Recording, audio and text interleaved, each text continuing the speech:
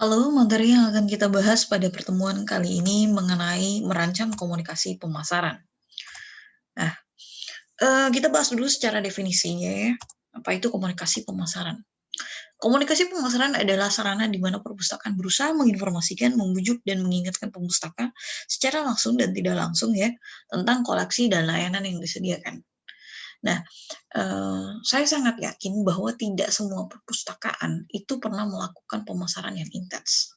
Ya, kalaupun ada, itu, mmm, kadang hanya satu kali dan itu long, artinya, eee, dilakukan.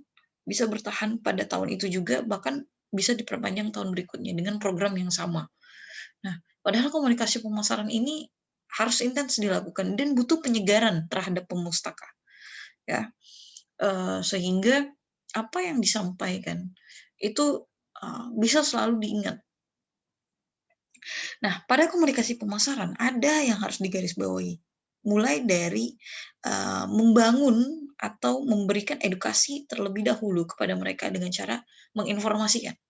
Kemudian masuk ke tahapan berikutnya yaitu mulailah membujuk mereka dan sampai pada mengingatkan. Nah, kita wajib memberikan, eee, komunikasi pemasaran dasar. Artinya mulai dari menginformasikan dulu. Ini bisa saja melalui, iklan ya.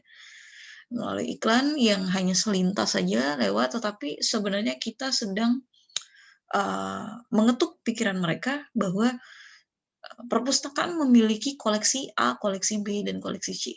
Punya layanan A, B, dan C. Nah, bentuk dari menginformasikan itu bisa detail menyeluruh, tapi bisa juga dengan secara singkat. Artinya seperti memberikan, ya notification aja kepada mereka, "Halo, perpustakaan, punya ini loh," gitu. Kemudian kita coba melakukan komunikasi pemasaran yang terprogram dengan cara melakukan, pembujukan kepada mereka, agar bukan hanya mereka mengetahui secara kognitif ya, bahwa perpustakaan punya A dan B, tetapi bagaimana juga mereka bisa, eee, kontak sama kita, ya. Artinya sudah mulai ada interaksi antara target market kita dengan pemasar, ya. Karena pada posisi membujuk ini, akan sangat lebih efektif jika, adanya, kontak langsung antara pemasar dengan, target pasarnya. Nah, membujuk ini bisa saja misalnya contoh, melalui event.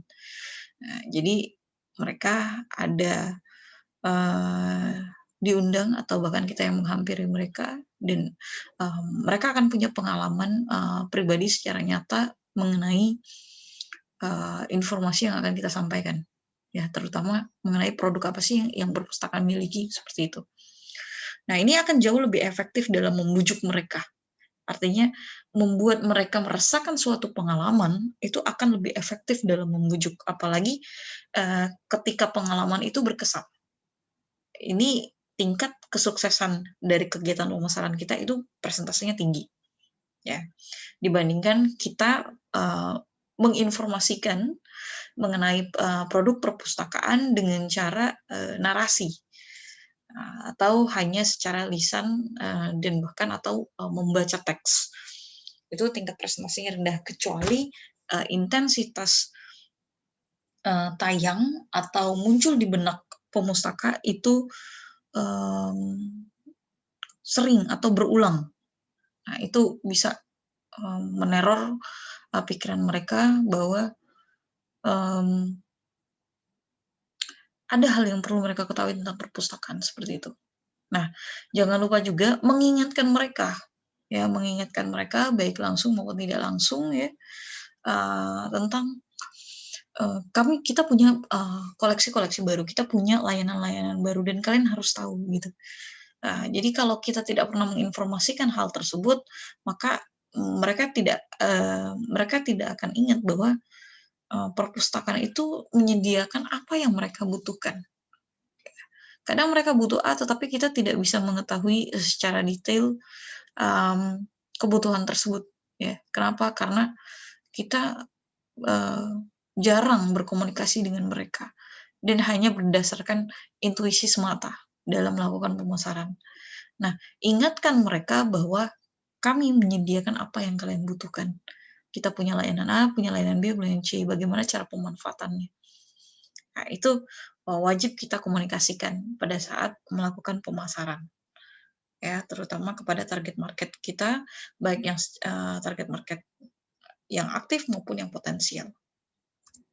Oleh sebab itu, komunikasi perpustakaan atau komunikasi pemasaran di perpustakaan sebenarnya merepresentasikan suara perpustakaan dan koleksinya, ya, serta membangun hubungan dengan pemustaka. Ini yang paling penting.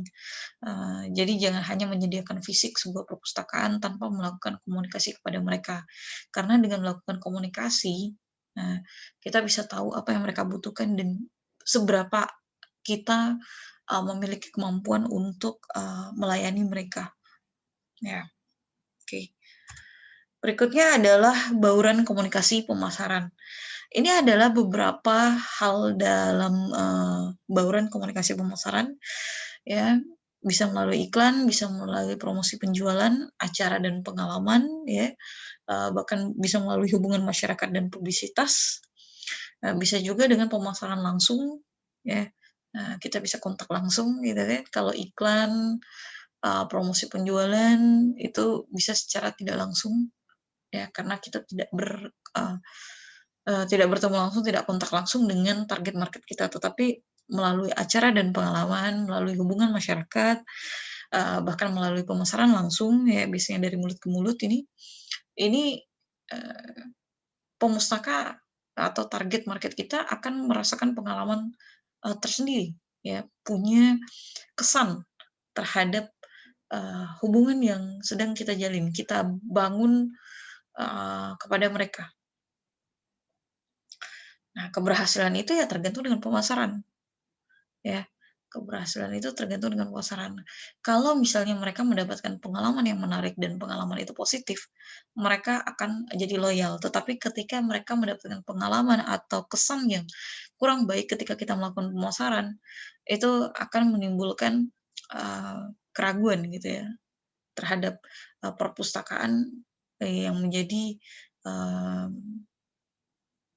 objek, pemasaran kita.